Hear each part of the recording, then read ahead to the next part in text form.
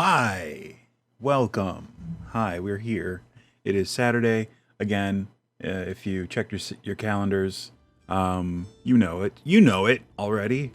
Uh, we missed the past couple weeks because last week I was getting over a mild illness. Not really an illness, just a mild physical thing that happened. It's so weird. Like Friday night, or Friday morning, actually.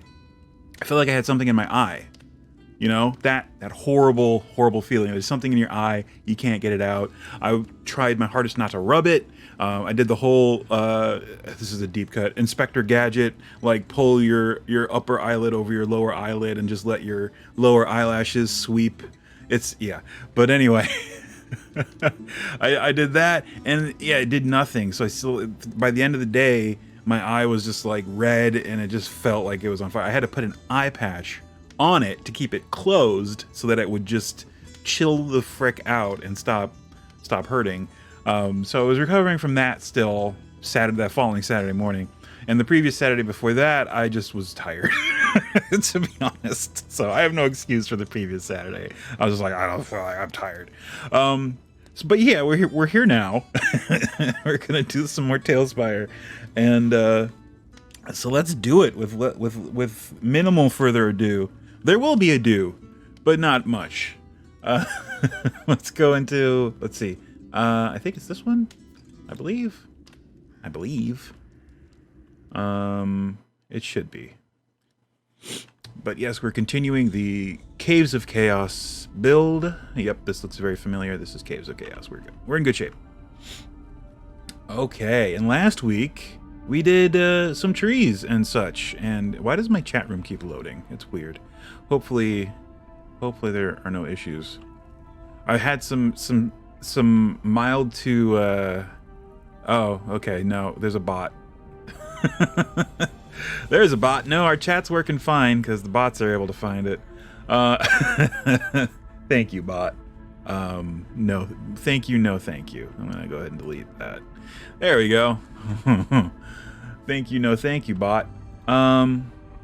So yes, we did these little wooded copses. I'm gonna say copses of trees. I'm gonna move this back up.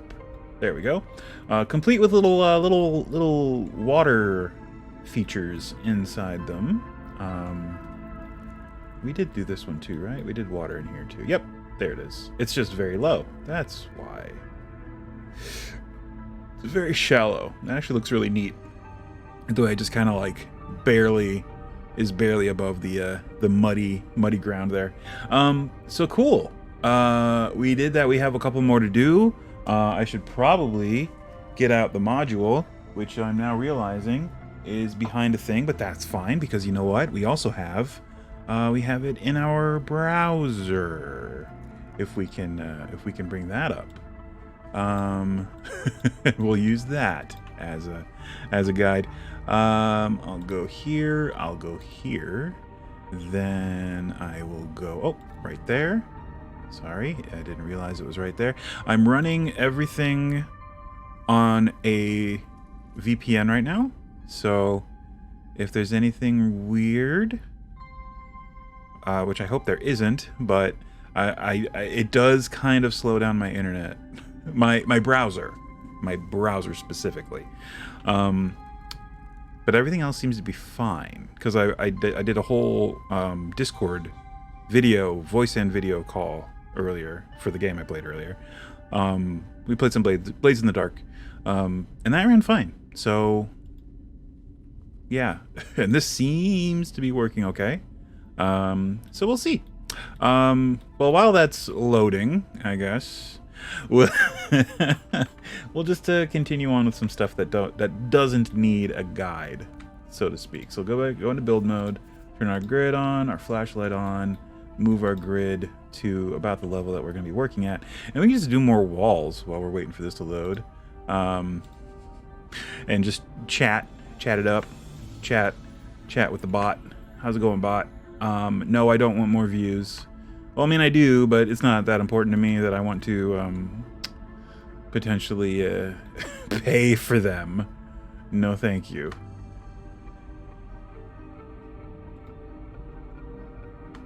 But yeah, as I said, I played some Blades in the Dark this morning, which was fun.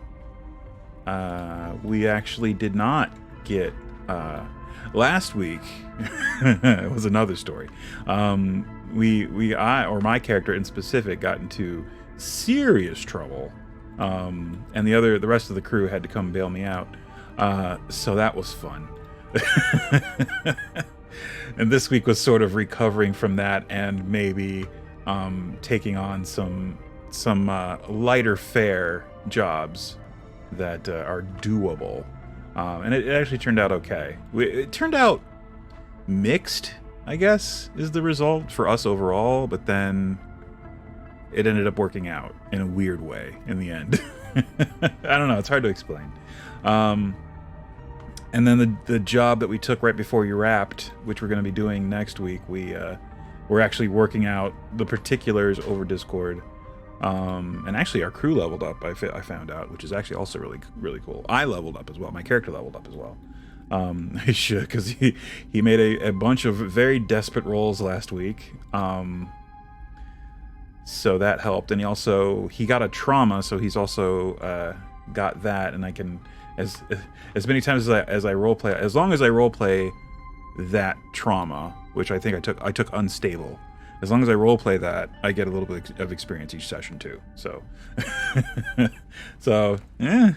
trauma is useful in a way, but it can also be very, very.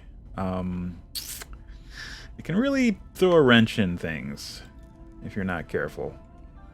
Well, I guess there's no careful about it. It can just throw a wrench in things no matter what. Regardless of how careful you are. So that was fun. Let me make sure I'm not overlapping too much there. That looks pretty good. Alright.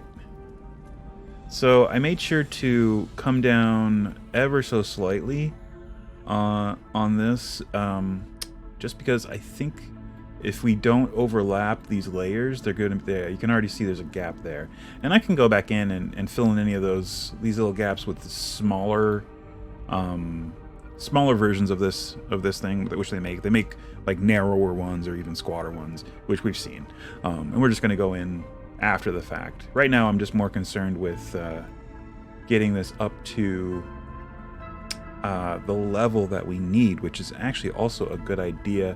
How high up is the next tier? We should probably figure that out and do that and work on that. Oh, perfect. Here we go. Whoops. Come on. How do I get rid of this? What is this? Comments loading? I don't have comments on this. There are no comments on this file. All right. Anyway, I will open up my browser thing. What does that say? 25 feet. Okay. So 25, it's 25 feet up from the chasm floor to the first tier. So that's actually super easy. We can use our handy dandy measuring block. And anything, yeah, any set.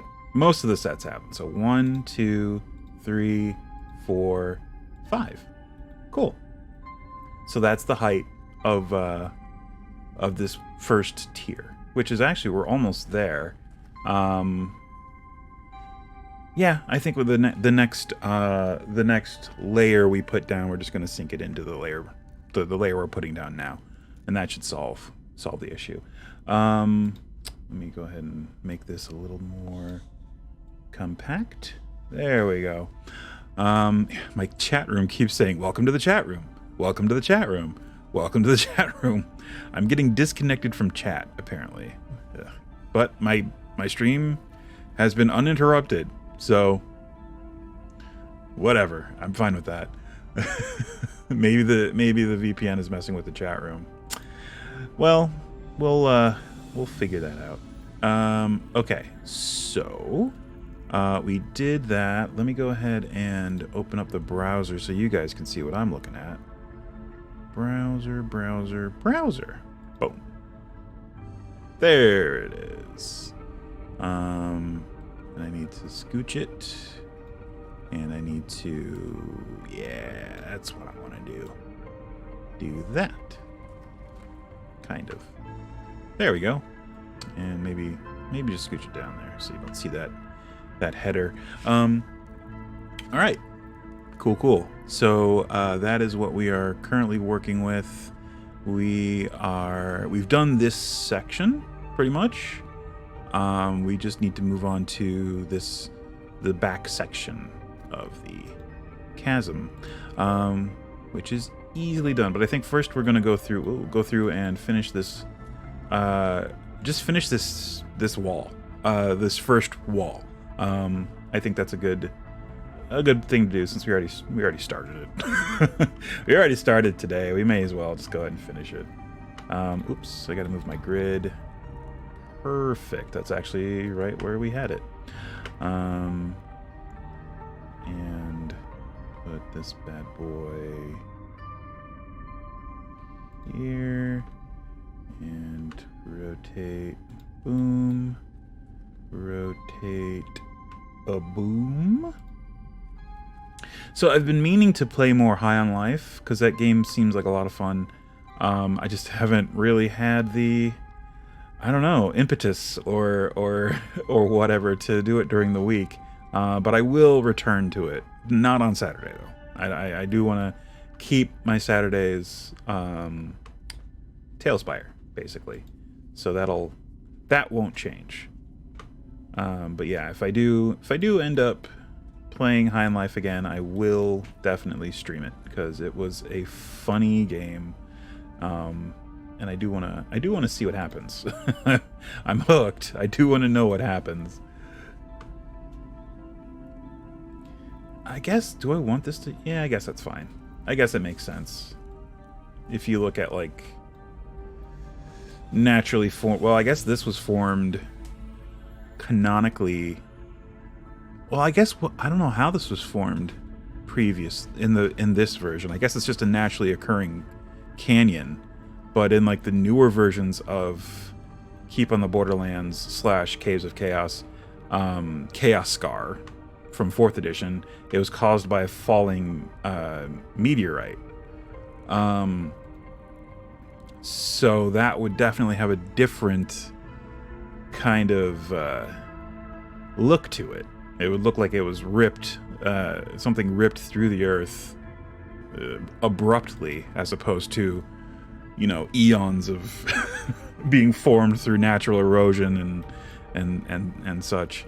So, I guess for your purposes, I'll just leave it vague. You know, whatever you need for your setting, it's that, and we'll just make them like this without really considering that, because it really doesn't matter. Ultimately, it's up to whatever you want for your game. You could go with neither option and have a third option of how they were formed.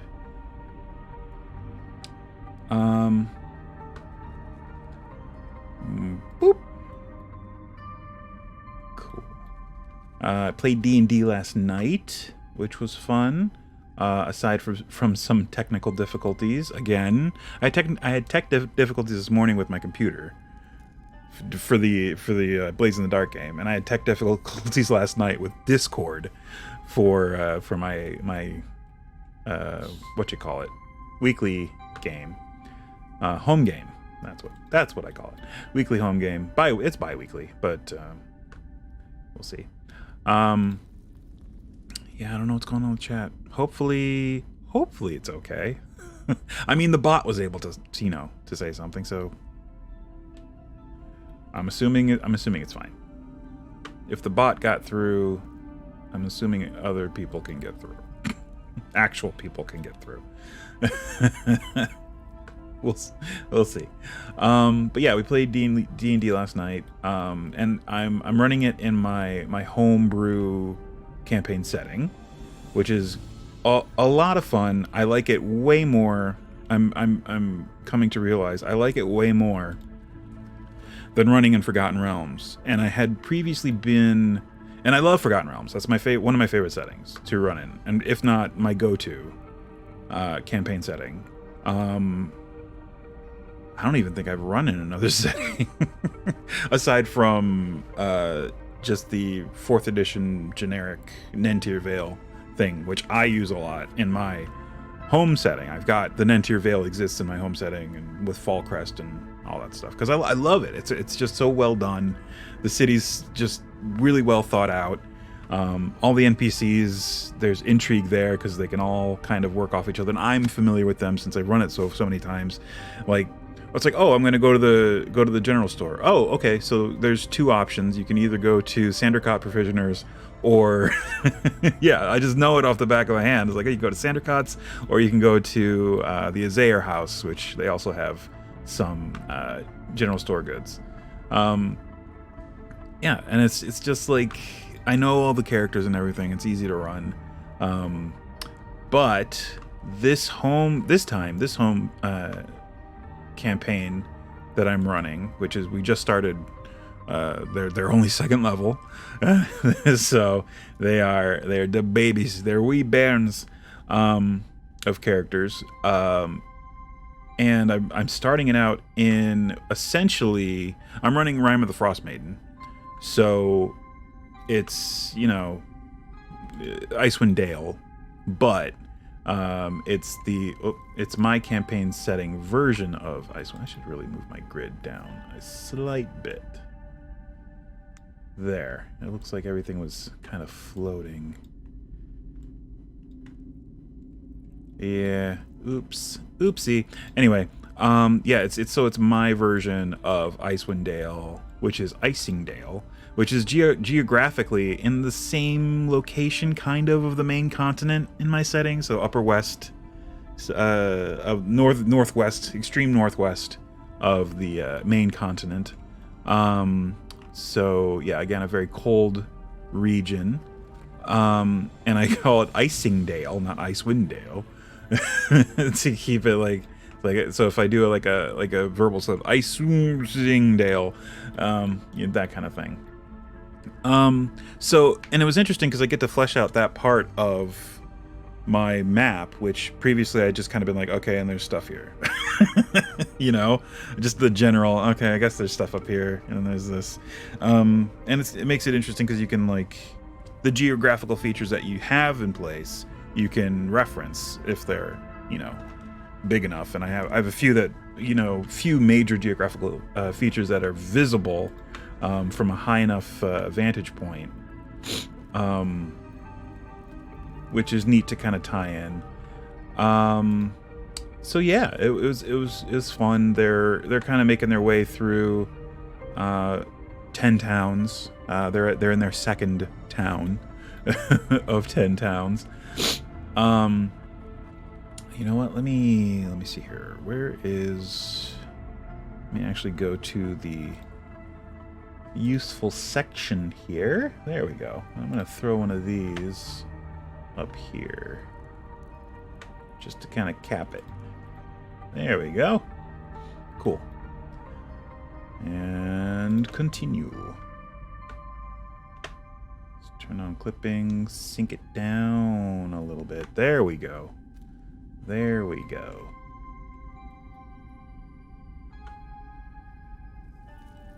Yeah, hopefully my VPN isn't messing with the chat. That would suck. And I apologize if that's the case, and there's no way for me to know because there's no way for people to tell me I can't go into chat because they can't go into chat. They can't get into chat. All right. So we're gonna move on as if chat is functioning. So yeah. It's great to be able to do all this in my home campaign to get everything kind of fleshed out, and that kind of affords me, or not really affords me, but it just causes me. I just start having, you know, thoughts about the campaign and how or just the setting, not the actual campaign I'm running, but just the setting itself. It's like, oh, why is this like this? Oh, because of this, and also this, and oh, but what if this as well? That kind of thing. So it's neat. It kind of forces me to think about that, but in a way it doesn't really, because I just naturally kind of like I'll just start thinking about it and just come up with ideas, and that's part of the fun of running in your homebrew campaign, especially if you're doing it from essentially or more or less from scratch. I mean, I have a very rough outline of what is where and generally what, the political climate I really haven't thought about, and I'm just that running this game is forcing me to think about, okay, what are the tensions between the political powers, and there's definitely one now. And the players really haven't even reached that point yet. It's just that I've thought ahead to the point where I'm like, oh yeah, they're looking for this NPC is looking for this and needs one of the players to help them look for it, and that's kind of precious, and it is actually a very, very sought after resource, which would mean, that kind of thing. Which would mean that this NPC is essentially a spy. So yeah, that kind of thing. Which is a lot of fun. And definitely makes things interesting, and you get excited, right? You get all these little tidbits, and you're like, oh, I can't wait for the players to come across this. Oh, it's gonna be great. That kind of thing.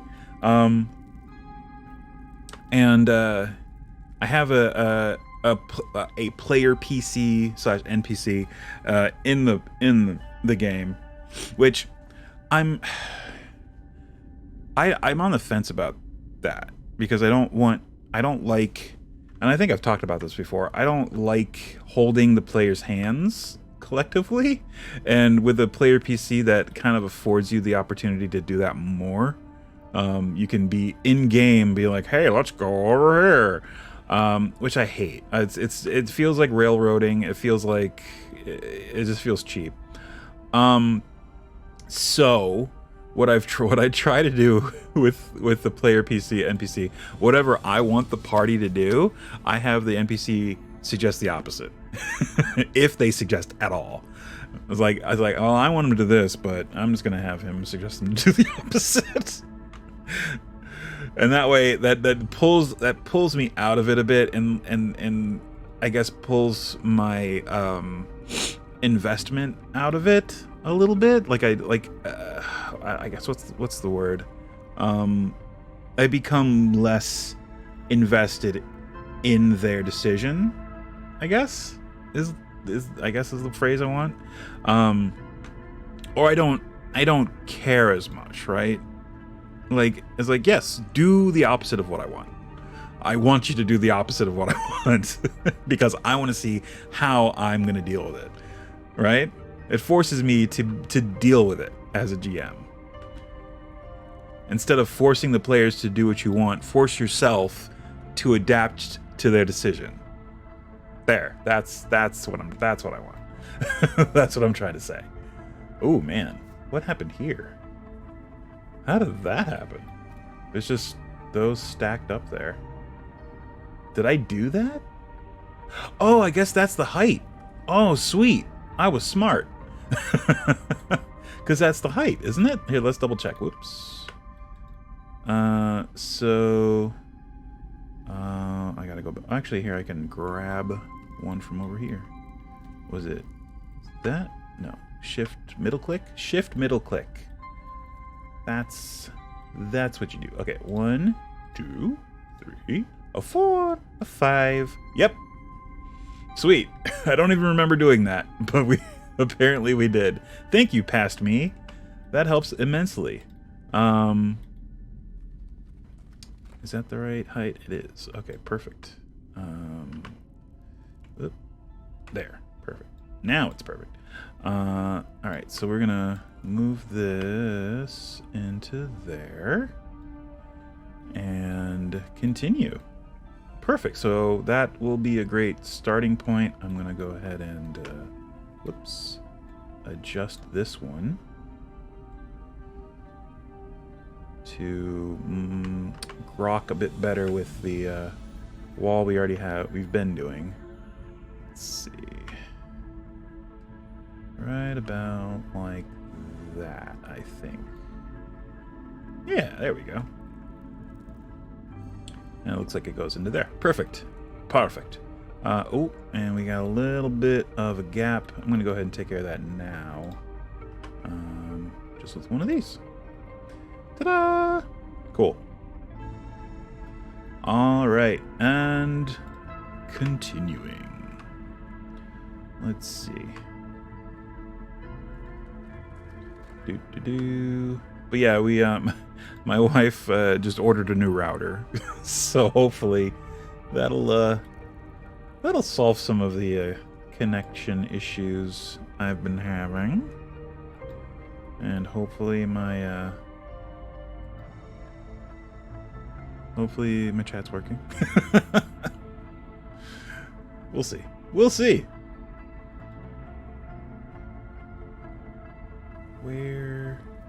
How is this one placed? Is it just... Oh, I see.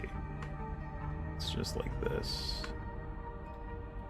And then there's an extra one back here for some reason. Yeah, all of these kind of look like food.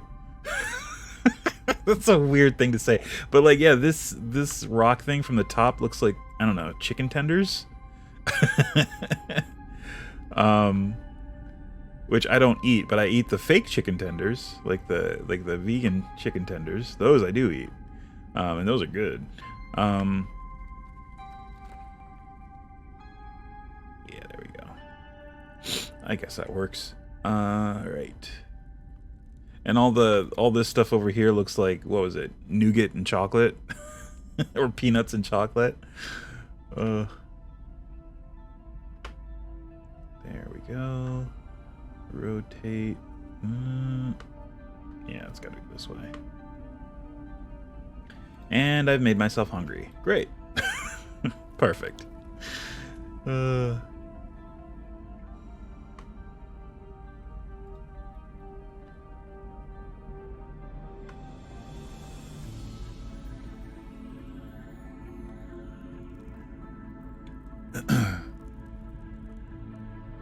But yeah, like all of the it's like so many ideas just like come to me for my game now that I've started running. I have 2 campaigns running in it currently. I have a paid campaign running in my home set, my homebrew campaign setting, and my home game running in my homebrew campaign setting. So it's 2 sources that are kind of feeding the narrative. Well, not the narrative, but feeding the structure of the campaign setting, and in a sense feeding off of each other. And it's weird because they're both in the setting in the same year, but in different months. So my paid game is a few months ahead of my home game. So it's weird, but also kind of good in a sense. Like, stuff that happens in my home game might affect my paid game, depending. They're a bit of ways away on the map too. They're both in the north. Ironically, they're both pretty far north in the cold, but my home game is very far to the west, while my paid game is sort of more center of the continent, full north. So there's a bit of distance between them, so it's unlikely, unless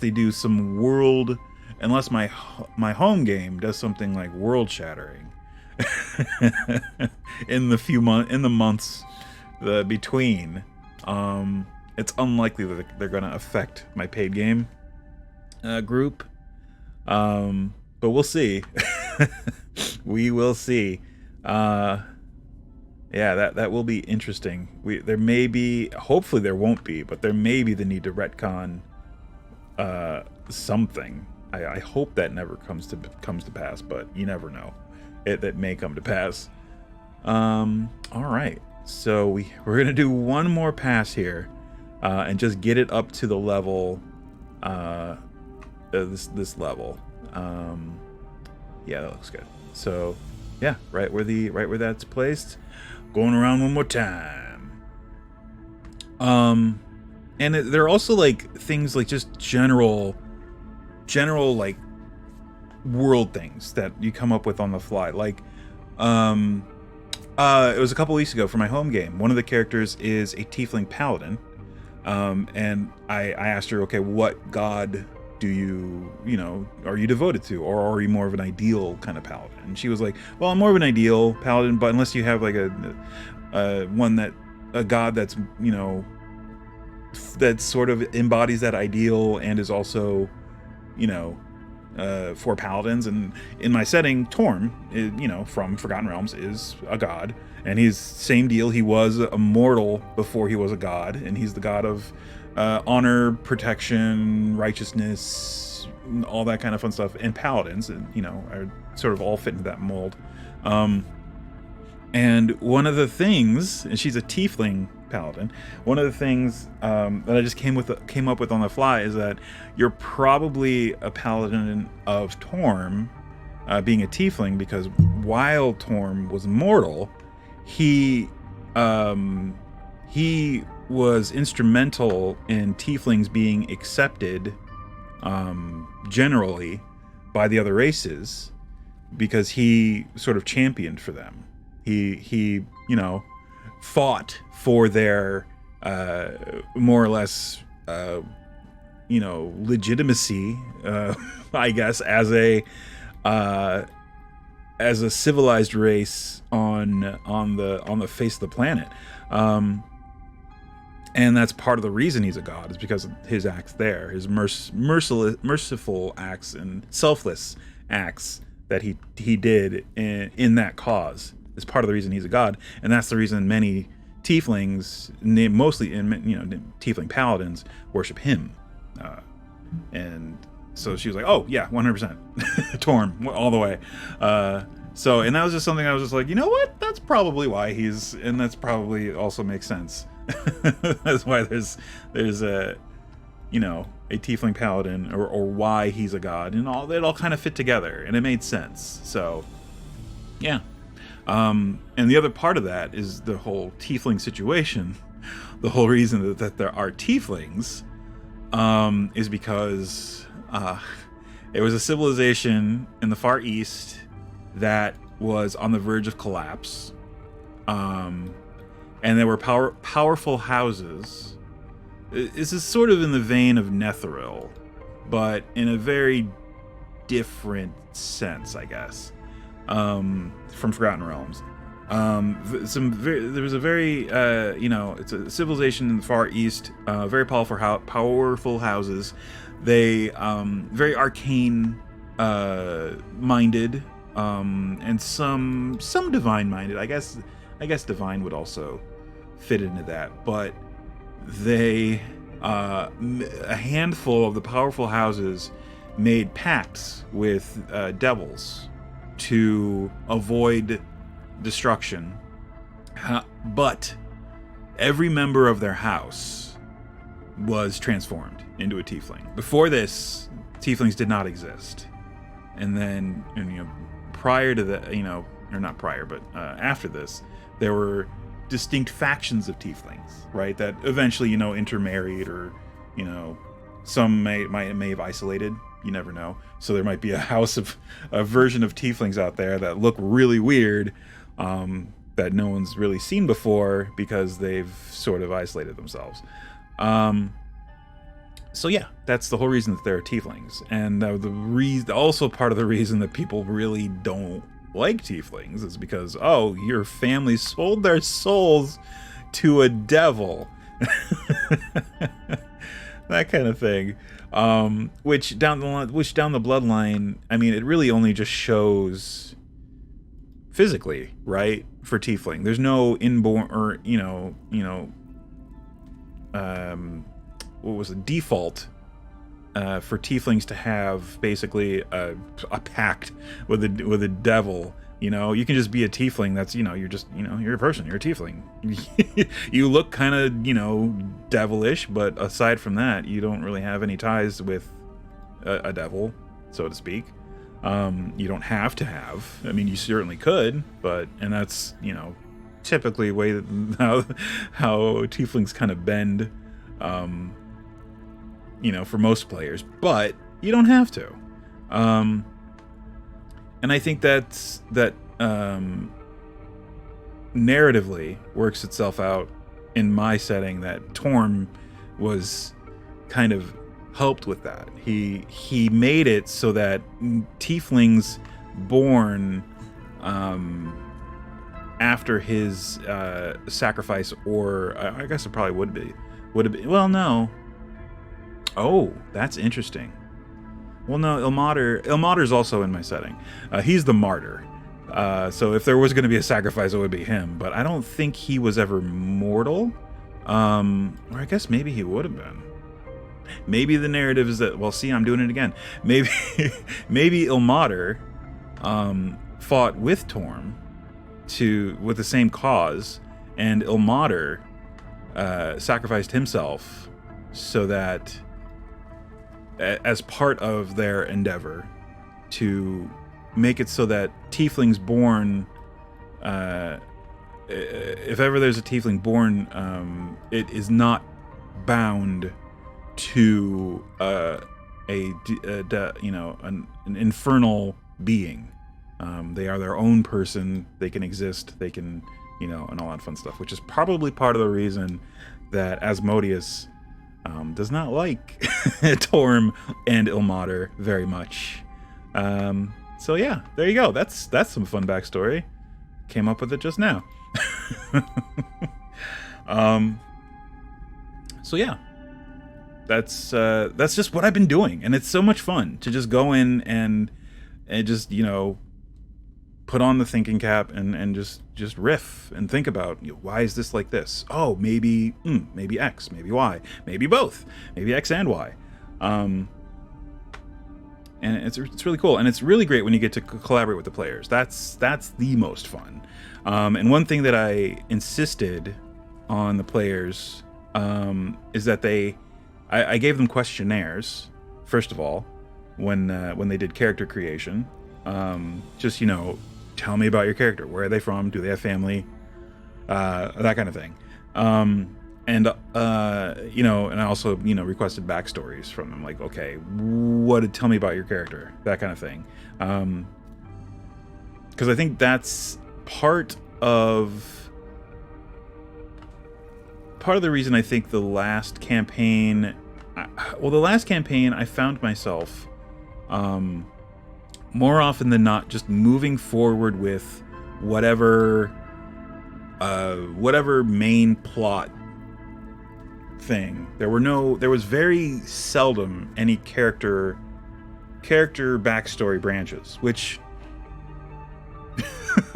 I love, and I would have loved to have done more, but there wasn't a whole lot of player buy-in on that. Like, I think they were just playing. It's like, oh, I'm gonna play D&D, just playing D&D.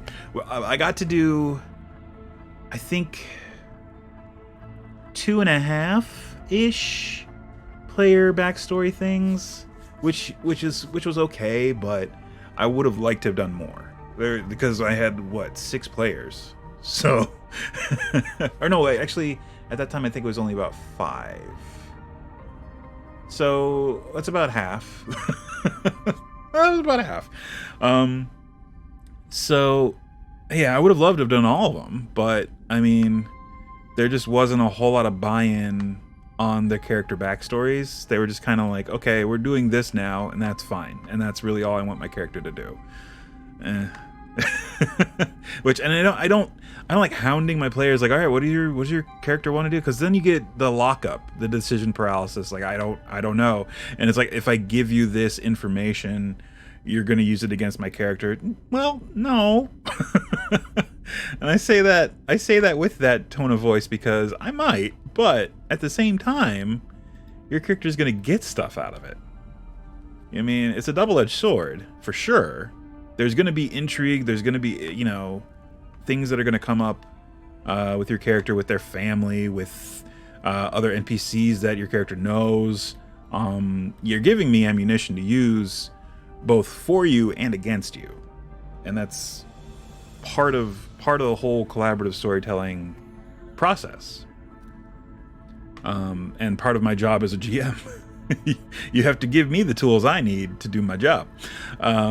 So I made sure to ask for that early in this campaign, so that I had, a head start on, things that I can do to my players, or storylines that I can tie in, or if I come across something further down the road that may dovetail with one of their backstories, I can just whoop, there, perfect, it's tied to this backstory, perfect, I don't have to do anything. And another thing I did, which was a suggestion from the Rime of the Frost Maiden campaign, was to do character secrets, which I did not make mandatory. I asked each player if they would like a DM imposed character secret. So I had a tiny little sliver of influence on each of their characters. Well, not each of them. One of the players didn't want a character secret, which was fine. So most of the players have a tiny little sliver of DM, a DM hook put in them. It's like, okay, I have this. They have this secret. I can use this down the road if I want to bring their character more into focus, or start a whole line where they, really kind of explore their character's backstory and have a mini little side trek adventure based on it or involving it, which is really cool. And I have one that is actually going to probably come to fruition soon. It's actually probably going to come into play because all the characters have to do is go back to town right now, and it's gonna trigger. So that'll be fun. And it's not anything like it's like, oh, you have to fight something. It's just going to be a revelation, possibly some, I don't know, maybe a little bit of a benefit with an NPC. Yeah, we'll see how it works out. But and it will also tie in to the campaign, back into the campaign, with one of the vital, or not vital, but crucial elements featured in the campaign. So that is also good. So yeah, it's just a bunch of, it's a Pepe Sylvia board at this point. That's basically what it is, and it's in my head, which may or may not be the best idea. I should really make an actual Pepe, well, not an actual Pepe Sylvia board, a virtual Pepe Sylvia board. But I mean, right now I have, on my phone I have a notepad with just items written down on it. I actually also have a physical notebook with stuff written down in it. So yeah, it's neat, and it's a lot of fun. And do I need to restart? Hold on, let me see something. Chat settings. Can I refresh? Clear the chat? No, that doesn't do it. Is there a refresh chat? No, that doesn't do it. All right. Well, what is this? That's not helpful. All right. Well, I cleared the chat for now. Okay. All right. Well, hopefully the chat's actually working, and no one's having any trouble chatting.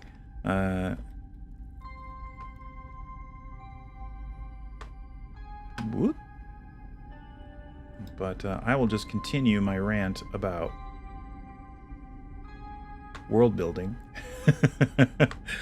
One of you also like, or at least in my case, I think about big picture stuff, like the world, right? Not just what's happening on the world, but where is this world, and what's going on with this freaking whatever they call them in Spelljammer. This object floating in the sea of stars. This object floating in the phlogiston. Phlogistum? I forget what it's. I don't know how it's pronounced.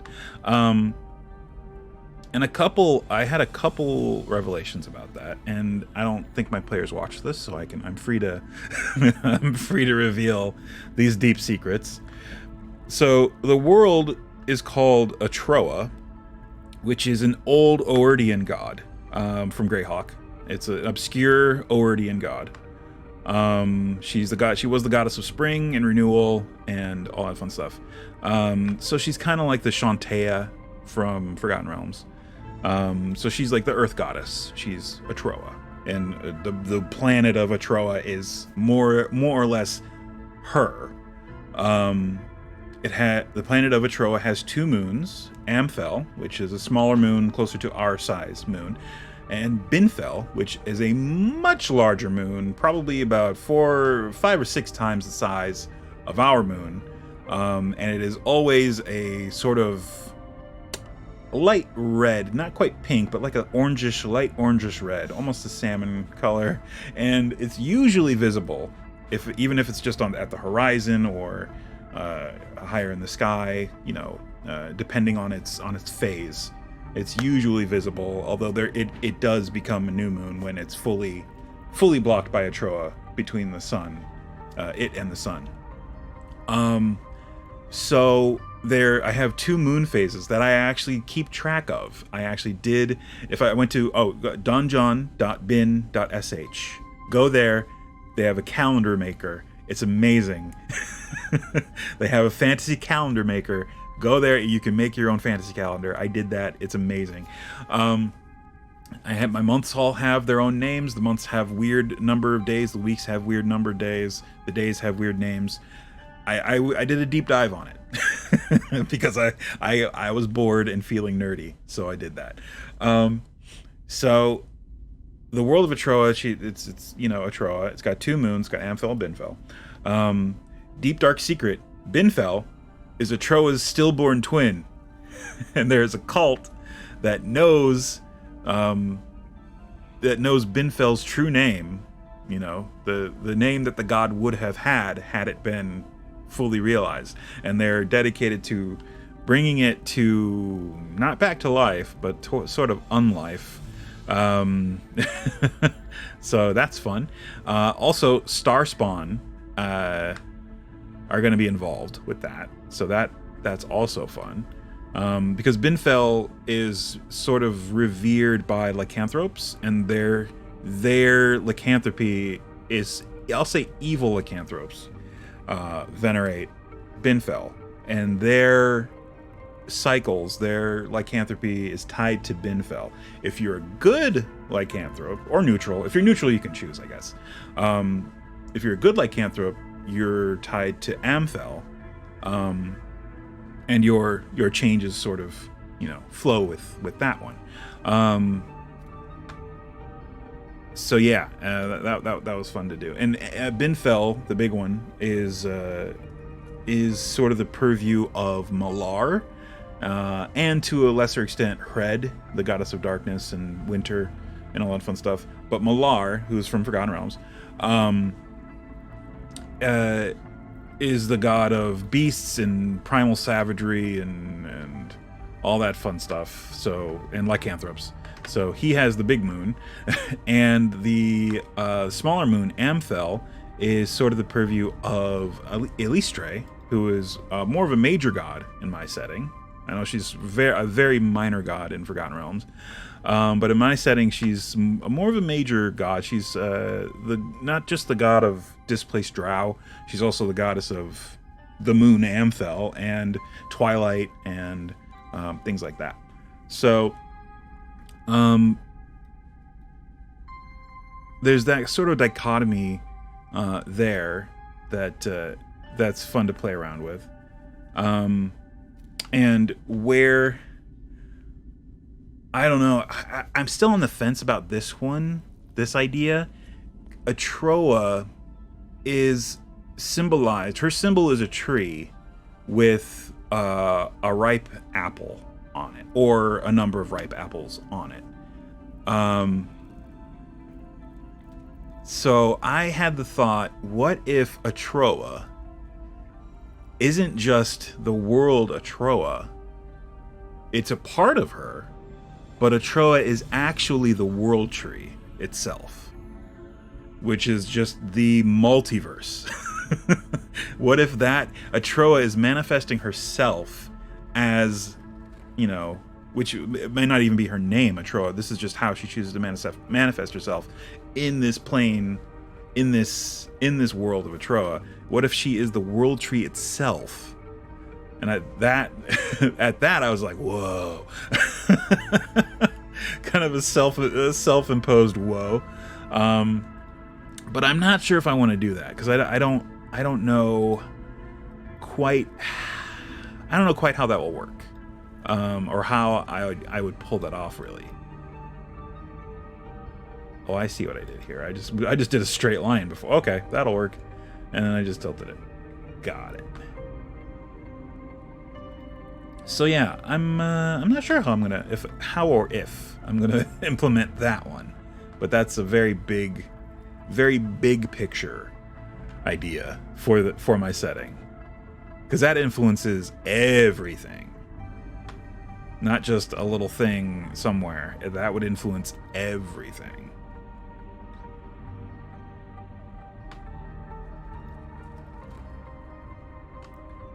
And even like, how and when do you drop that on the players? Like, how would they even find that out? That's like, I mean, the gods probably don't even know, right? Except for Atroa. Atroa would be the only one who knows, or maybe she doesn't. Maybe even she doesn't know.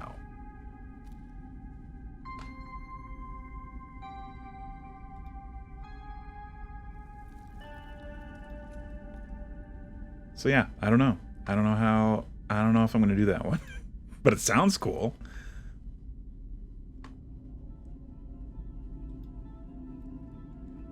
Boop. All right, that is the first tier of the wall done, or the canyon wall, I should say, and they are very sheer, as you can see, which is fine. Let me scooch my view up here a little bit. Boop, boop, right there. There we go. It's looking pretty good.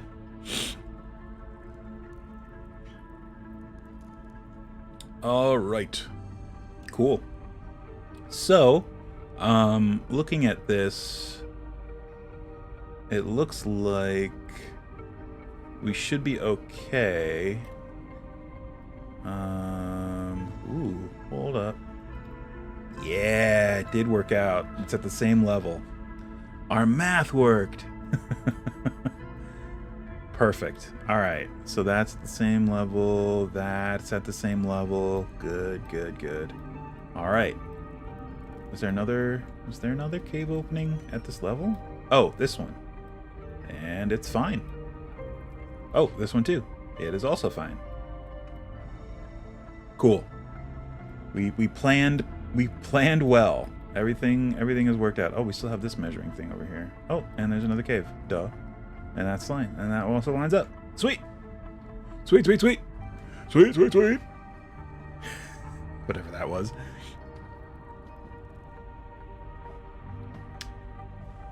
All right. Cool, cool, cool, cool. I wish there was a way to reset our chat. I keep seeing it, just keeps saying, welcome to the chat room, welcome to the chat room, welcome to the chat room. Which leads me to believe that my chat isn't working. So I apologize if it's not working. If it is, great. If not, I'm sorry. I don't know what to do about it. The skulls. Was this the orc? Oh yeah, this was the orc. Yeah, orc caves. Cool. Alright, so we're gonna take our first little break here, and when we come back, we're going to do more trees, because we have a couple other, or actually have one or two. I think we have this one over here. Let me see on the map here. I'll look at the actual big map. Oh, yeah, we have a small one here. Let me do, yeah. Oop. There, small one here, and then a bigger one over here. Oh, this one's like really big too. Wow, that's gonna cover most of this area. Neat. All right, cool. So yeah, when we come back, we're gonna do that. be right back. Don't go nowhere. Or if you do go somewhere, go, but then come right back. See you in a bit.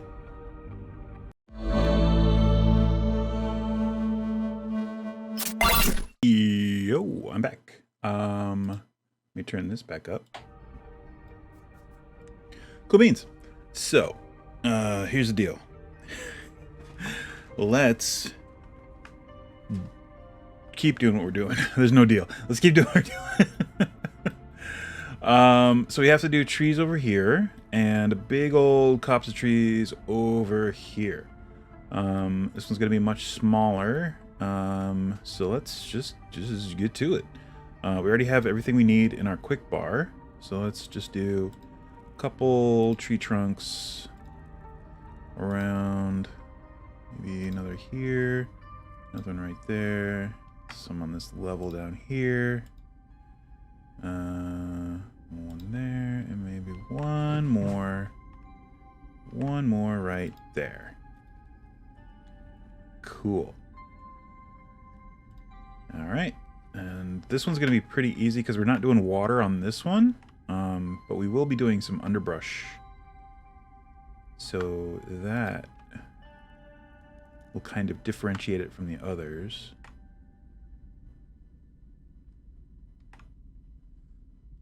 Kind of sink these in. And I don't think any of these are going to be particularly tall either.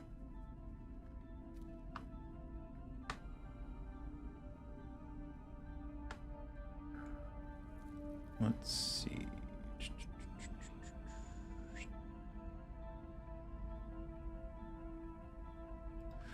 So I have been, and this is partly because of the Michigas Wizards of the Coast, and partly just because I need to save money. I've been pivoting away from Magic: The Gathering.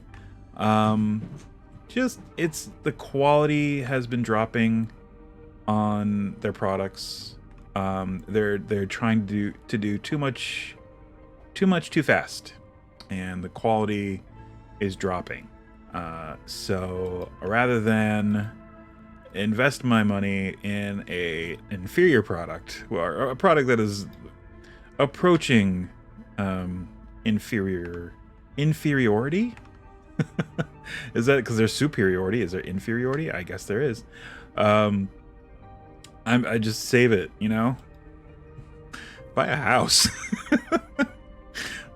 Save up for a house. That's what I'm doing. So yeah, the last set I bought was, what was that? Oh, it was Dominaria Remastered. That was the last set I bought. Or box of cards, I should say, that I got. A box of set boosters. And I bought the whatever lands I didn't have from the new rare land cycle from Phyrexia.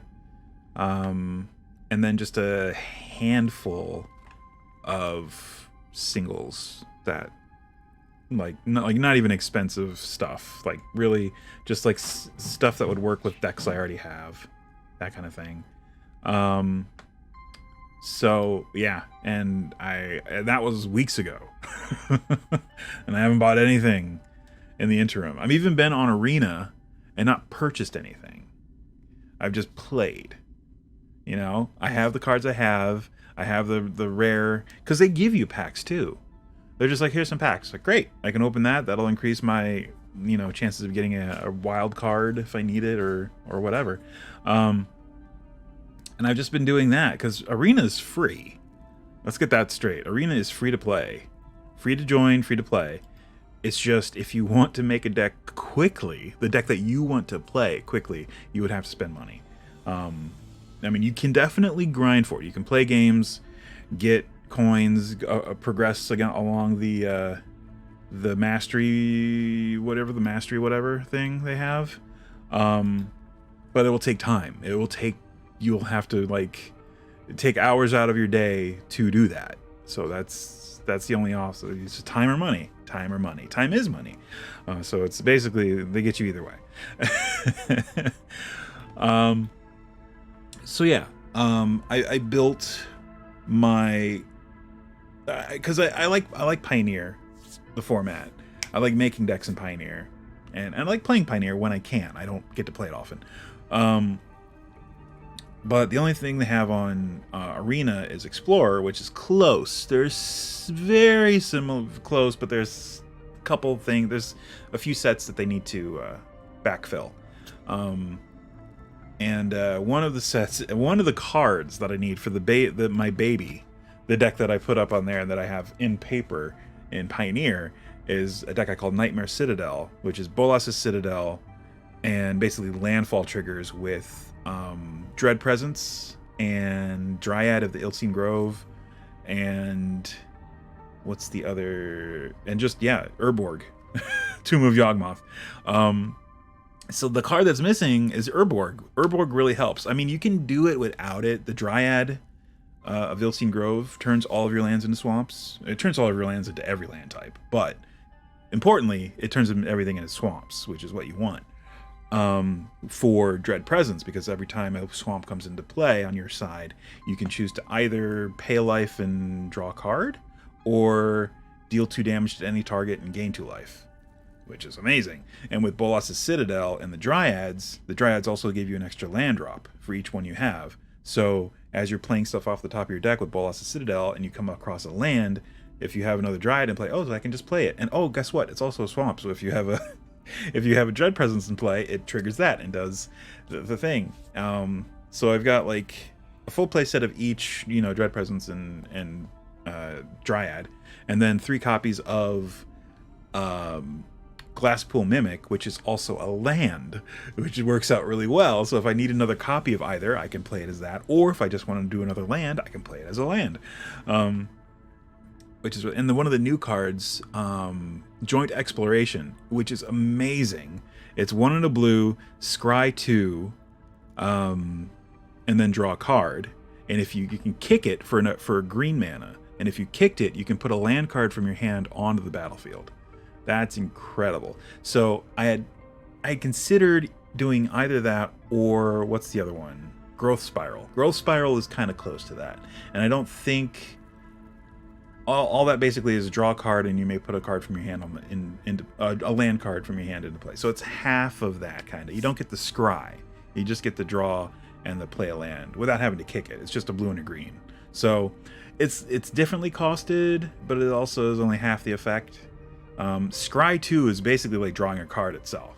Like scrying, if scrying 1 is like half of drawing a card, then Scry 2 is basically the same as drawing a card, because you get to be like, okay, you can put them back on top in either order, or put them both on the bottom if you want, or put 1 on top, 1 on the bottom of your deck, which is very useful. But yeah, Joint Exploration in that deck, especially if you just get the extra land drop, it's like, and I'll put a land into play. It's good. It's great. And one of the shenanigans, the deck has shenanigans. Scheming Symmetry.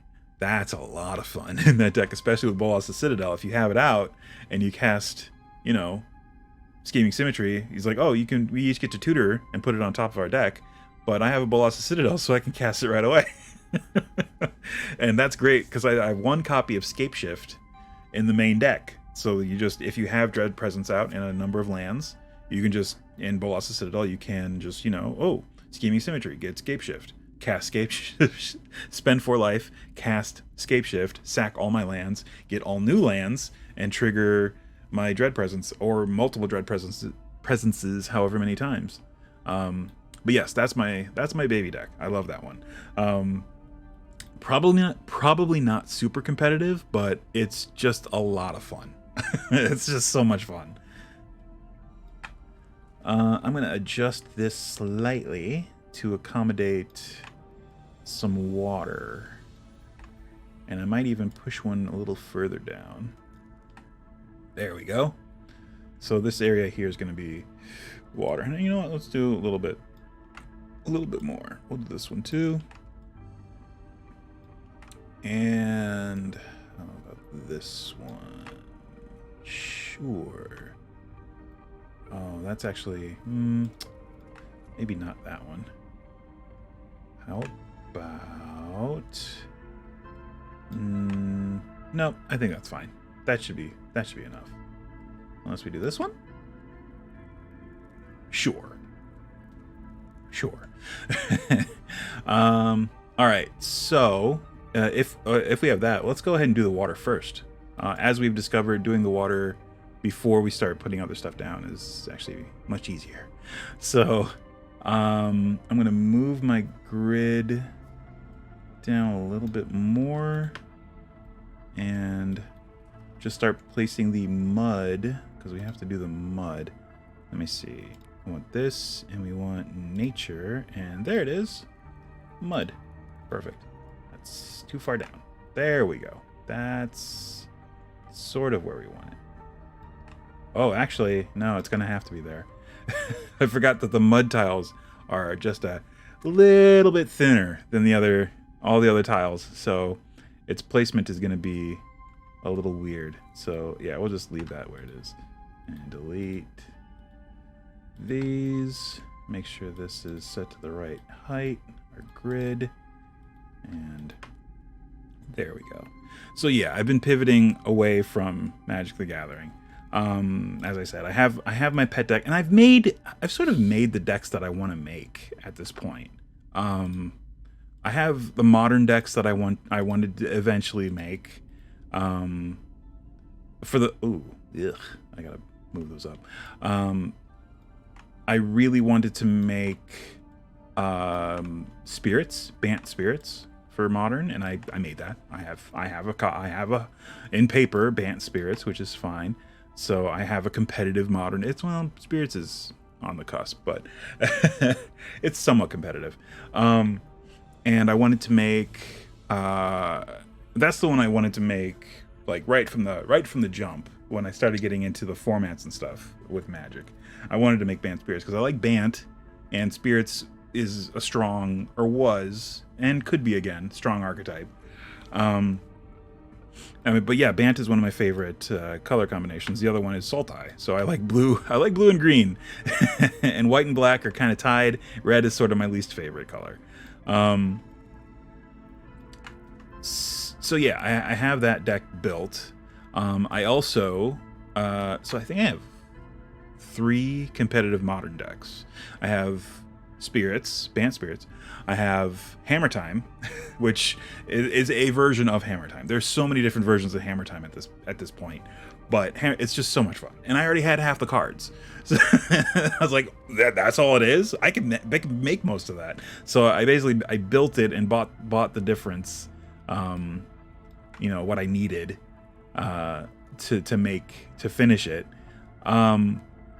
And the third one I have is Yawgmoth Hospital, which is so much fun. Because yeah, it's just I like green black. Green black is a good solid color combination, and it's just a strong deck, and it's just one of the ones that's just like, oof. Come across that one, it's kind of tough to deal with, but it's fun to pilot. It's a fun deck. Where's the water? Temp water. There it is. Right. So, I believe there. Is that level with the? Yes. Cool. Okay. So let's go ahead and place the water. There we go. Water is placed. Cool. So as far as trees go, this whole area here, as you can see in our tiny little map, this whole nook is just crammed with trees. So let's start cramming trees, I guess.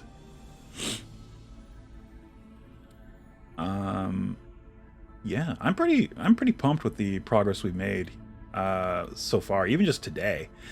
I know it's not much, but we have this whole tier of the wall done. I thought that would take way longer, but yeah, we just have to build the floor out. That's where it's really going to start to look like it should. It's like once you build the cover over these rooms here on the lower tier, and you start to just see it as the canyon and not just this interconnecting madness of rooms.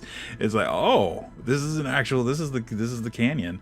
That then I think will really be, you know, seeing it the way it needs to be seen, or is meant to be seen, which I think is from like this angle. Oh wait, we're gonna have to come up a little bit, like, yeah, like there. And then you can see the canyon. You won't be able to see the rooms behind any of it. Wow, it's going to stretch all the way up here. Man, this is going to be bonkers. Yeah, wow.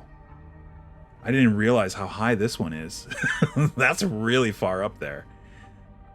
Yikes. That's the only one on that tier, though. That's going to stretch around. And that's the only thing up there. That's the only cave that high up. Wow. Neat. All right, back to what we're doing. All right. Next, I think, should we put plants, like little bushes? Let's put bushes and stuff first.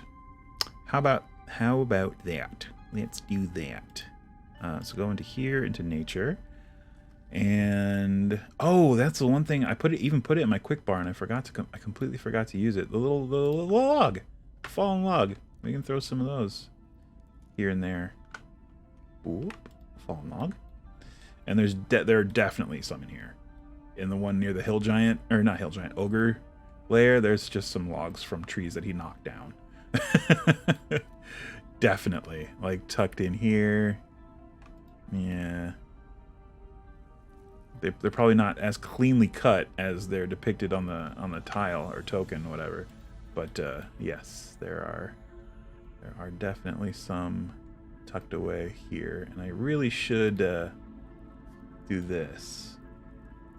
Kind of help me see what see what I'm doing. Too far up a little. There we go. Okay, much better. Throw one in there, and maybe another one this way, and maybe one submerged in the water a little bit, like maybe this angle, like so. Yeah, cool. All right, just wanted to add some here and there. I don't really need any of the others. It's fine.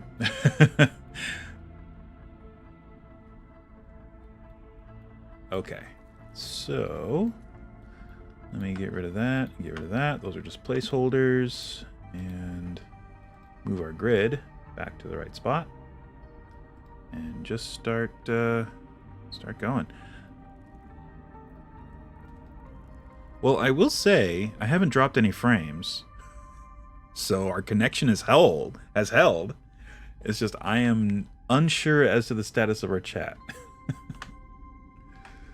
So I don't know. I know we're still streaming, but I don't know if we're chatting. It's the only problem. All right, so these trees are going to be partially submerged. Or no, that's not even in the water. This tree will be partially submerged. Let's see, right about there. And another one there. Another one right about there.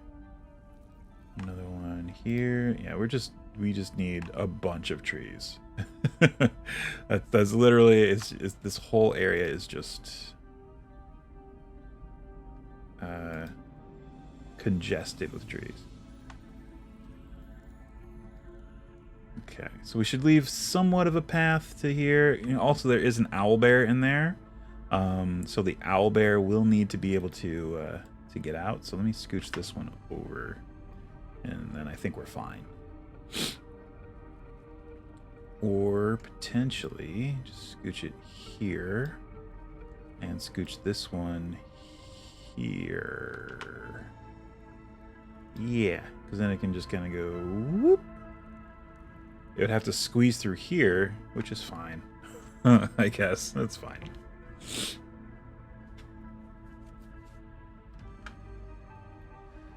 But yeah, same kind of thing that we did with the Minotaur caves. We had to take into account, you know, the Minotaur being able to move through all of these cave passages with little effort.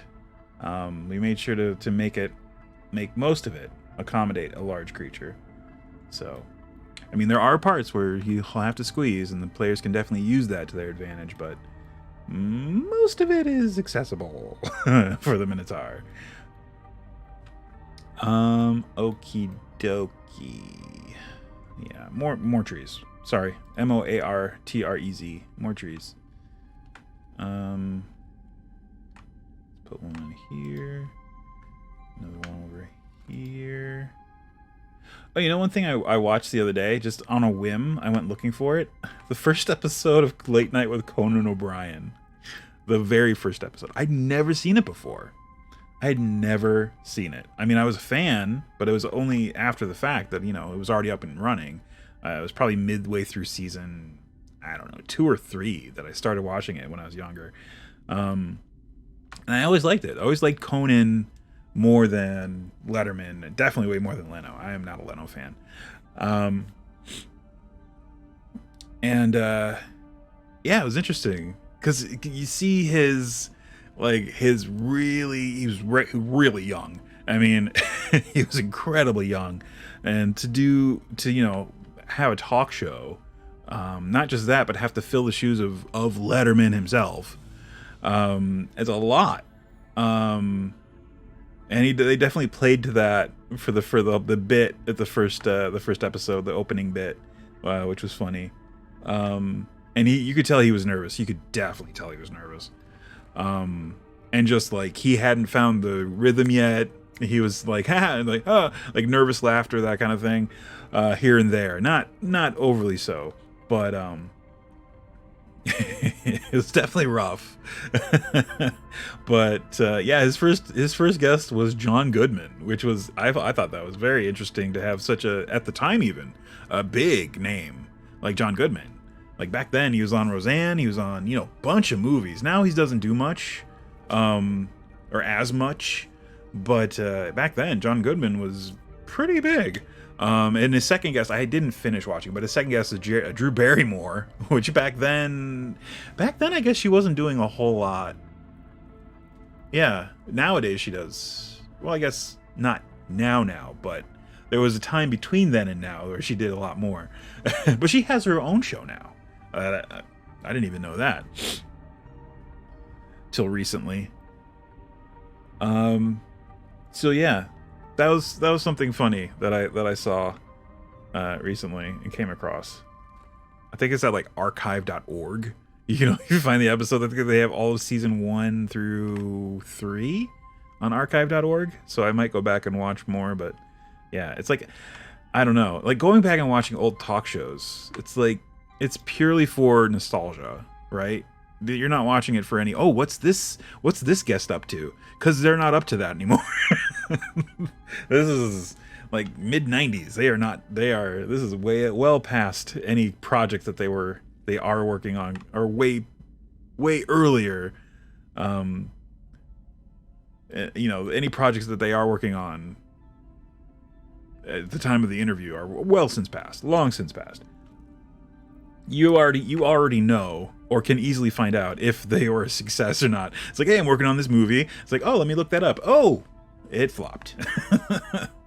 I guess that's fun in its own thing. It's like, let's see how that did. Nope, didn't do good. Didn't see it, but this is saying it didn't do great. All right, so we have the tree trunks set. One thing I was also doing was, where are the? Oh yeah, underbrush and the lily pads and stuff in the water. So we'll do the underbrush since it's right here, and I can access it immediately. We'll just put it all on this level first. tuck this back behind here. Put this guy, woo, over here.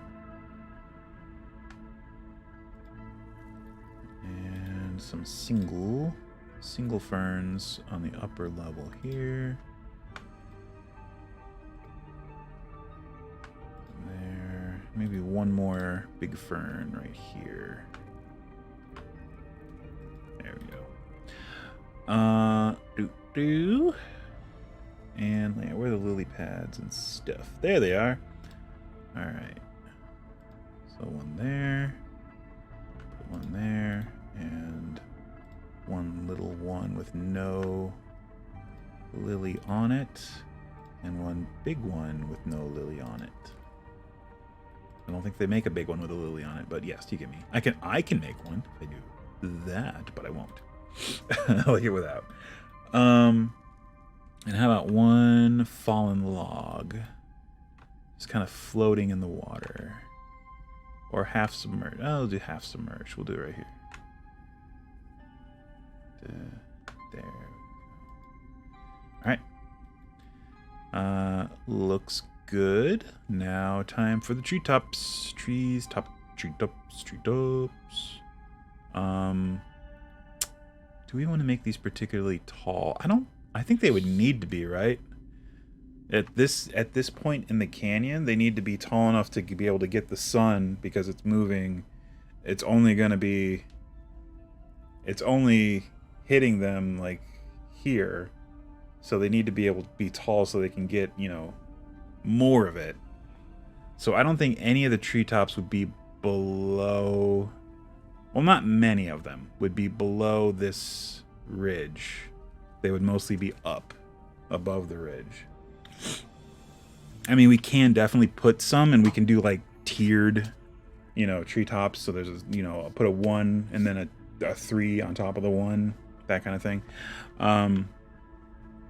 But yeah, I think most of these trees are going to be tall. Let's see.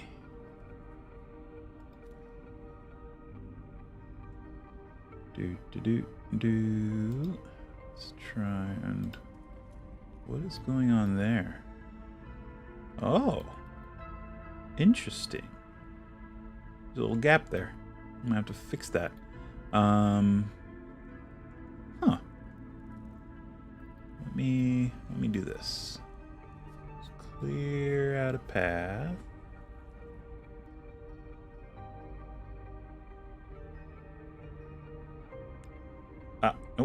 Nope. Want that to go away too. There we go. Make sure we're on the right layer. And just place some in there. And back. There we go. Alright. Fixed it. Cool. Back to what we're doing. Boop, boop, boop, boop, boop, boop. Whoa. That was not where I thought it was. Slight perspective problem there. Not a big deal. All right.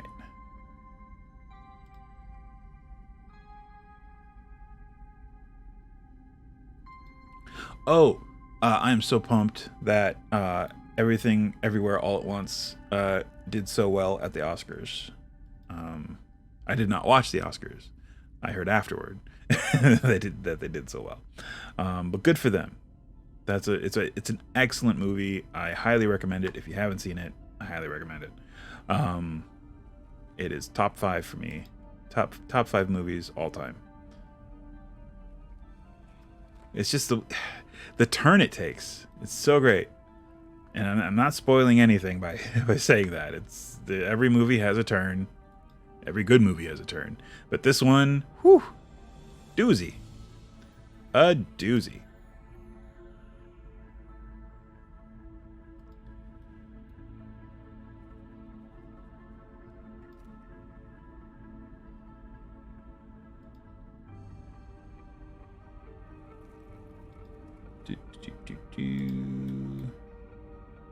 Oh, and Brendan Fraser. Brendan Fraser got a freaking Oscar, man. That's awesome. that surprised me. It surprised. Well, I don't know if it surprised me, but it was definitely pleasing news because I've always been a Brendan Fraser fan. Back in the day, me and my friend were super into the Pauly Shore movies. So Encino Man, Son-in-Law, what's Jury Duty, In the Army Now, all those we were like super into. And I know Brendan Fraser, he got big after Encino Man for a bit, and then you barely heard about him because he had all these like financial troubles, and I think he was going through a divorce thing, which also like contributed to that, and like a rough time. But you know, he's been in stuff lately, and he's definitely proving himself to be a good actor, and good for him. He's, you know, he's got a freaking Oscar. That's awesome.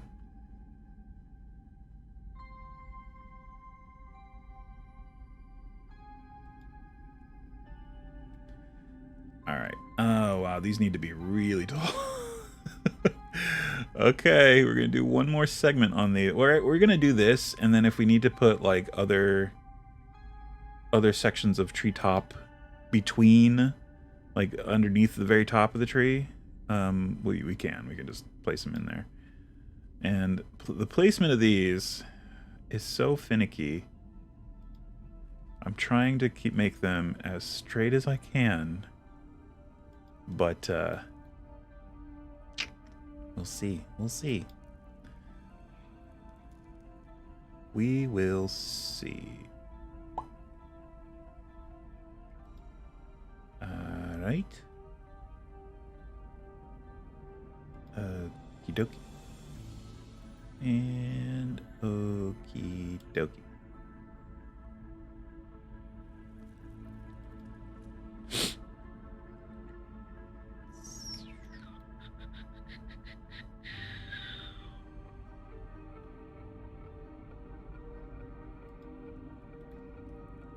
Oh, another thing I've been doing lately, or getting back into lately, I guess. Well, not really getting into, but posting to. Because you got to be careful when getting it. It's Tumblr. You can't really get into Tumblr. You don't want to dive too deep on Tumblr, I've discovered. There's some stuff on Tumblr now that it's kind of like, is anyone moderating this? Is anybody moderating this? No? Okay. But I've been just posting to Tumblr and under, you know, the Vaporlock. I don't use this logo, but I I have the Vaporlock name on there. And actually the link is actually on my bumper page, I believe. So you can see it there if you're interested. All I post is actually just vaporwave music and GIFs, and I combine them in a post. That's it. It's that simple. Nothing. That's it. No thoughts. No anything else. It's literally just I repost reblog other vaporwave or, you know, posts and stuff like that, or I post my own, which is just, you know, a GIF plus a song, an actual vaporwave song, not the songs that are in my bumpers, which are all royalty free, you know, for obvious reasons. But as close as I could get to vaporwave, they're mostly, you know, electro, you know, whatever, EDM kind of stuff, which is the closest I could get to vaporwave. Vaporwave is such an elusive genre. For as prolific as it is, there aren't many mainstream channels. Like, you can't really get vaporwave, royalty-free vaporwave music. It's not something that you can do. I've tried. You can't.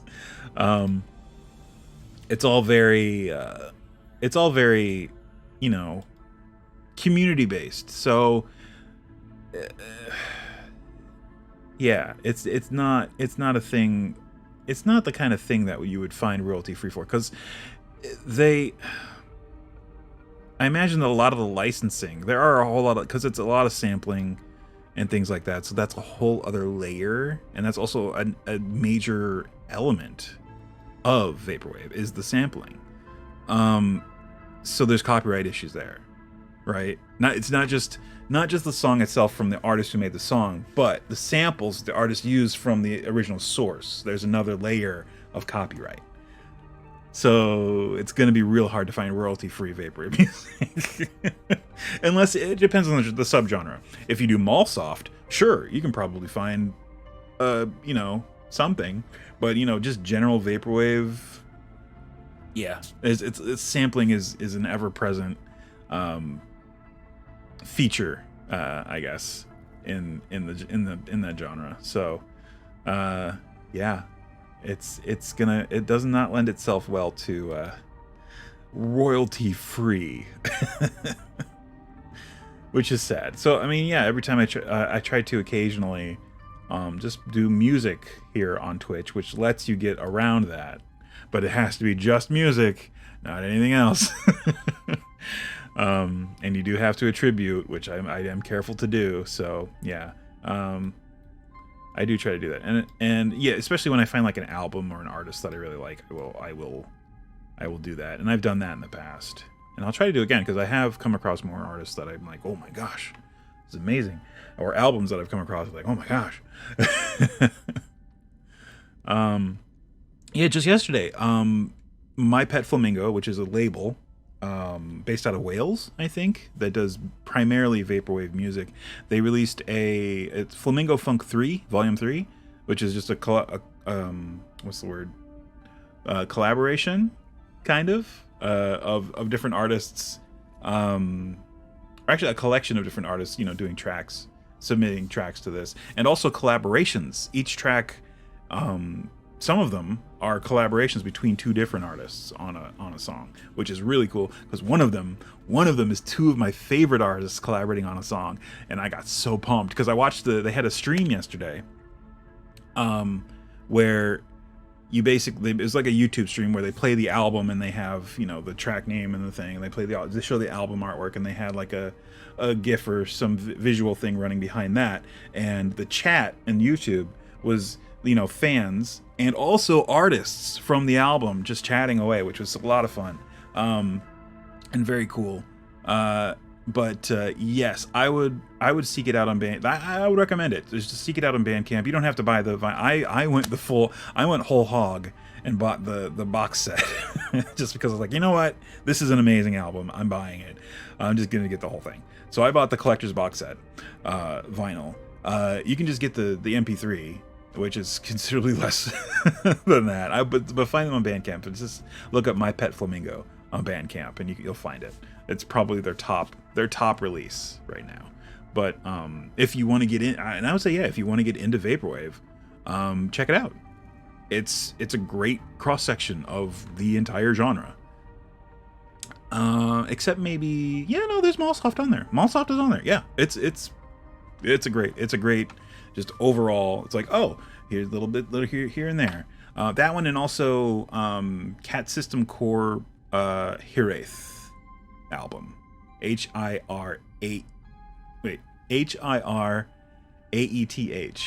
is the name of the album. Look that one up. From Cat, it's so hard to suggest vaporwave artists because so many of them have Japanese characters in their their name. So it's Nekoshi Corp, so the Japanese character for Neko Shi, and then CORP period spelled out. It's just it's difficult, but yeah, if you just look up Cat System Corp, I guess, in a search, it'll come up. But yeah, I love them, and that album is great. And they also have a track on that album that just came out. They contributed a track, and I think they're in the Netherlands, Cat System Corp. But anyway, yes, that I don't know what. Oh, it was the Tumblr. The Tumblr. Yes, I post songs from Bandcamp that I've purchased on there, along with a GIF that I try to make it relevant to the song or the track or the artist. The song or the album or the artist, that kind of thing. I think we're looking pretty good here. I think they're tall enough. Yeah, if we take that into account, because the tops have their own pieces of trunk to add to the height. So we'll do that.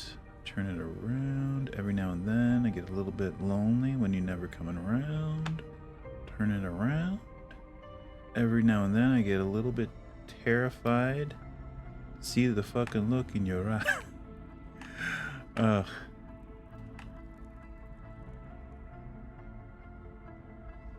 Oh, God, lining these up is just so... Ugh. I wish there was a way to lock to the one below, but at that would be probably a nightmare to implement. I can just imagine. I mean, I know nothing about coding or anything like that, but I can just imagine that would be just a nightmare. So the ones in front, I will argue, the ones at the opening of this thing will probably have lower branches that are fuller, just because they do receive some light at some point, just from the opening of the canyon. But as we go back toward the mouth of the cave, they're gonna thin out a bit, or be higher on the tree. You know, kind of like that. They'll be higher up on the tree. I don't know why I'm trying to apply. Not even. I mean, this isn't even like actual. What would it even be? Environmental sciences to this. To this setup, but I'm gonna try. I'm gonna try to do things that make somewhat sense to make it look okay. I try to apply some logic to the way things are. Okie doke, and we'll do a 2 here. Yeah, there we go.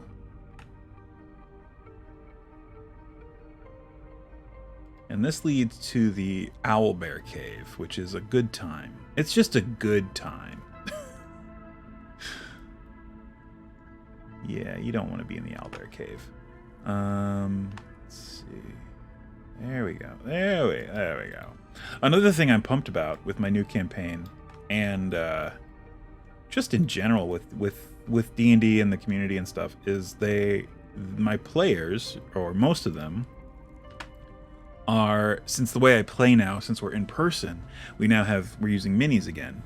So now the players are all about getting custom minis for their characters, which I'm pumped about, which that basically means that, you know, they're invested in their character, which is what I want as a GM.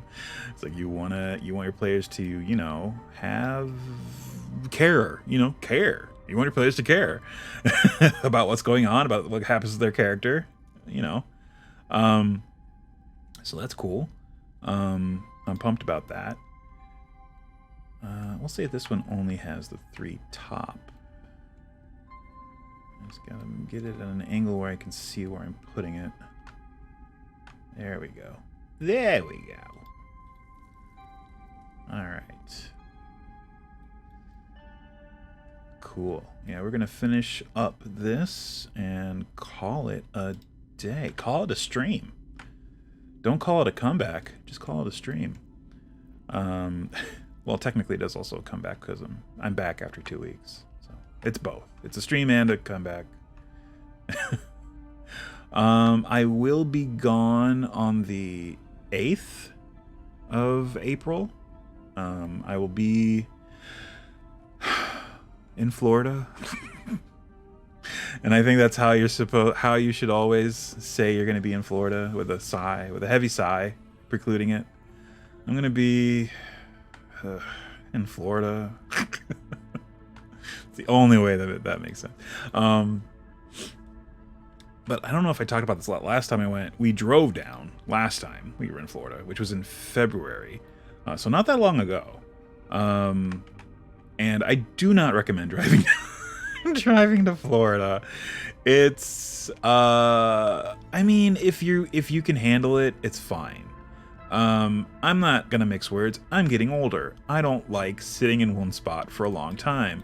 And in fact, my right foot, my instep of my right foot, cannot handle the gas pedal for long. I have something wrong with the instep on my right foot, and if I, drive for too long, it really hurts.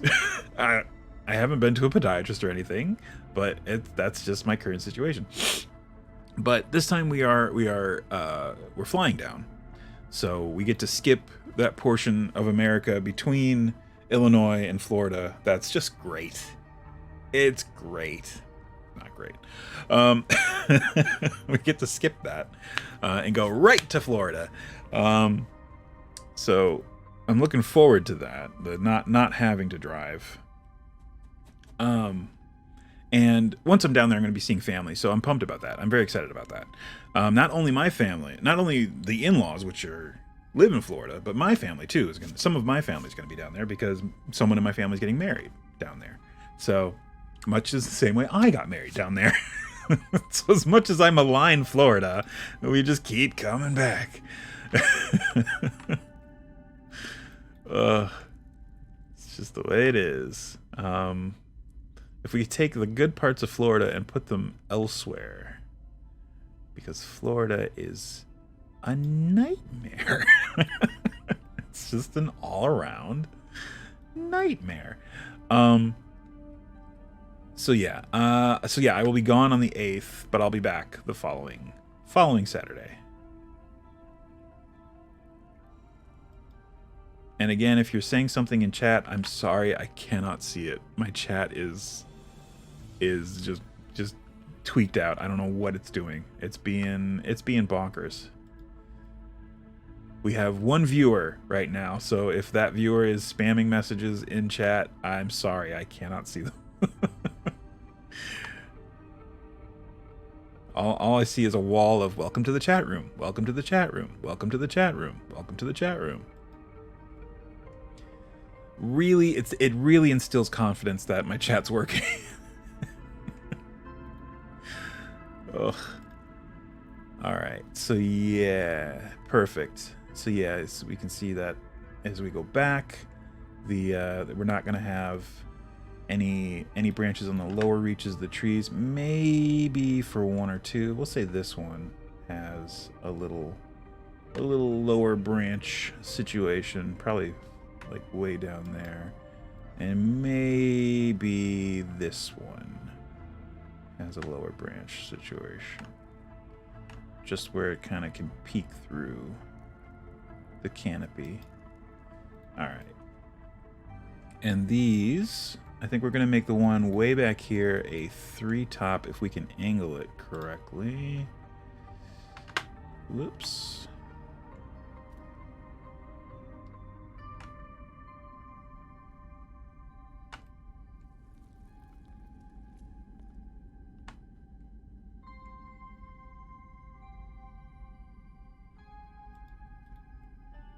Yeah, there we go. And then I'd say maybe a 2-top, a couple 2-tops here, and then these are all going to be singles. And then I think we're about done with that. Couple 2-tops. We might throw in some more trees here and there to fill in some gaps, because this is supposed to be a really congested copse of trees.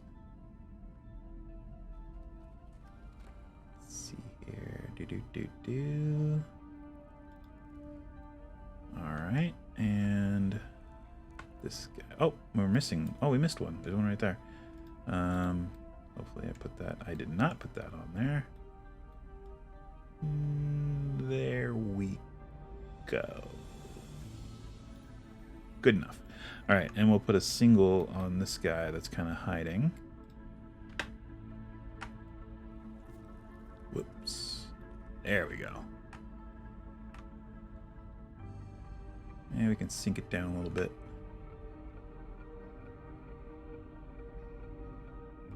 There we go. And yeah, these are all going to be singles. That one up. turn this one around this way. Make sure I can see what I'm doing. Maybe turn it. Hey, there we go. And one more. Boop. All right. That's pretty good. I would say probably just put a couple more trees here. And maybe a couple over here. And we should be okay. I don't want to go too crazy, but I think we definitely need to make it look more congested and fuller than these over here that we've done previously, because this is the biggest, I guess the biggest copse of trees in the canyon at this level, on this lower level. So yeah, I think we just need to add more trees. More trees. M-O-A-R-T-R-E-Z, please, PLZ.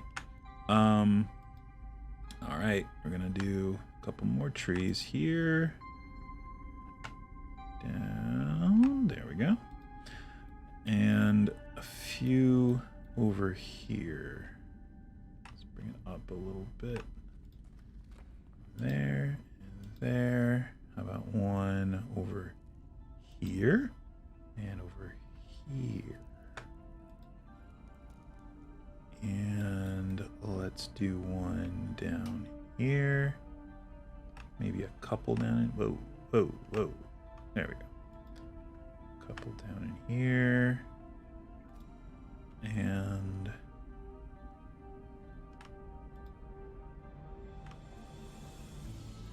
yeah, we're really trying to fill this out.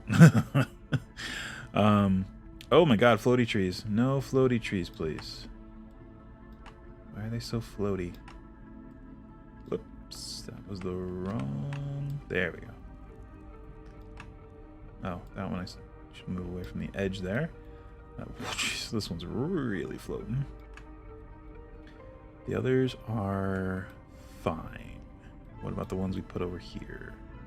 They are fine. Okay. All right. Let's start with these back here, because I think we're only going to get these before we have to say goodbye for the week.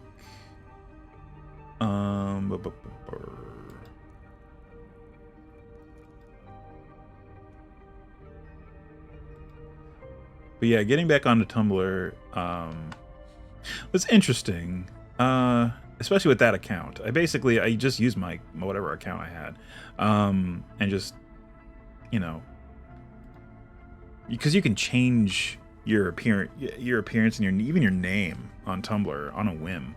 So that's really all I did. And I just started posting different stuff. So it's my old Tumblr. It's just, you know, new stuff. But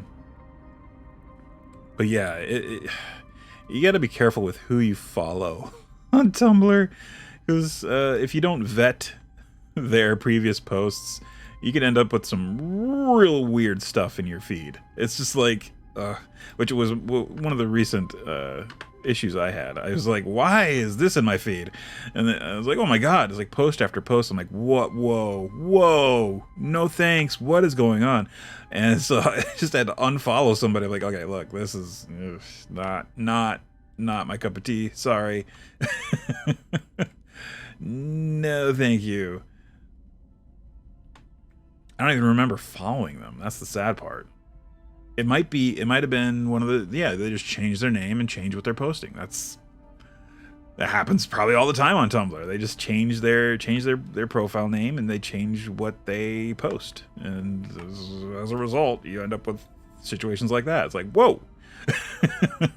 Somebody decided to take a hard turn with their content, which I promise to never do. If you start following me on Tumblr, you know, you know, you're not by any means obligated or anything like that. But you know, if you want to check it out, it's tumblr.com/vaporlock81. So that will call it for today here on our little corner of Twitch. Thanks for showing up and watching. If you If you were trying to chat, I apologize. Something's up with our chat right now. It'll be fixed for next time. I'm gonna figure out. I mean, if it comes to it, I'm gonna be not running my VPN while I do this. That might be the problem. But I was having so many issues with connectivity, and even just the speed of the speed of my computer. Just running the program, it was just, I don't know, something was probably taxing my my connection. So I don't know, double-edged sword. If I use VPN, I have a connection. We don't drop frames, but we don't have chat. So I don't know. Am I able to put in something in chat? Here, I'll just type a message here. I'm gonna do hello. Okay. So we have chat. It's just I'm seeing a bunch of weird. I'm just seeing it just keeps saying welcome to the chat room. Let's see if this. Yeah, that still works. All right. Fair enough. At least on my end. I don't know if it's working for everybody, but all that being said,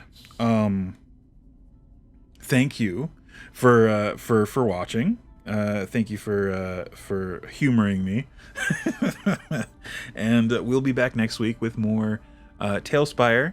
And we're gonna continue the Caves of Chaos. I'll finish up these trees next week, and we'll start to do the next tier. That's exciting. We get to build up the ground, the floor, quote unquote, / ceiling for the next tier, and we can hide these rooms on the bottom level, which is going to be pretty dope. You're going to still see them from that angle, but if you turn it like that, you won't see them. And I'll probably go in and close up these gaps. We'll probably wait till the end before we go through and close up the gaps in the wall. That's a tedious thing. If we run out of something to do, if we're looking for something to do during a stream, we'll do that. So yeah. Oh, we didn't do any underbrush for this area. That's fine. We did a log. We'll probably go back and do some more. So yeah, thanks again. We'll be back next week, and till then, take it easy. Bye-bye. Hey, what's up? If you enjoyed this video, be sure to hit the like button and also hit the bell if you want to know when I post some new stuff. You can see some of my other stuff right over there on the screen.